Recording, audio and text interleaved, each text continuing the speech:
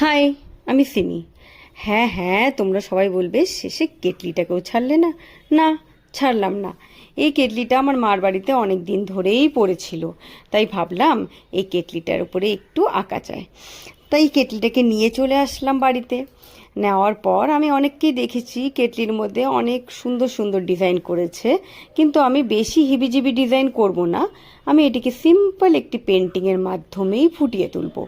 তাই প্রথমত আমি এই কেটলিটার মধ্যে হোয়াইট কালারের বেস তৈরি করে ফেললাম, এবং এই বেস তৈরি করার পর তার মধ্যে আমি গ্রিনের সাথে একটু ইয়েলো মিশিয়ে এই গ্রিন কালারটিকে একটু লাইট করলাম। লাইট করে আমি কেটলির উপরে অ্যাপ্লাই করে দিলাম।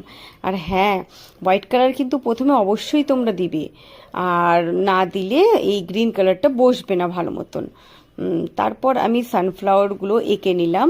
এঁকে নেওয়ার পর এই সানফ্লাওয়ারের পাপড়িগুলোতে আমি ইয়েলো কালার করলাম।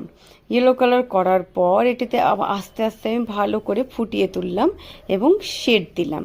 শেড দেওয়ার পর এর মাঝখানের অংশটি যে আছে, তার মাঝখানের অংশটির মধ্যে হোয়াইট কালার দিয়ে দিলাম। হোয়াইট কালার দিয়ে তার মধ্যে ব্রাউন কালার দিয়ে একটু কুড়ির মধ্যে ফুটিয়ে তুললাম। আর হ্যাঁ, শেষে যেন বার্নিশ দিতে ভুলো না।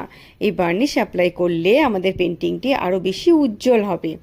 এবং দেখো, আমি বার্নিশ অ্যাপ্লাই করছি, আমার পেন্টিংটি কত সুন্দর লাগছে।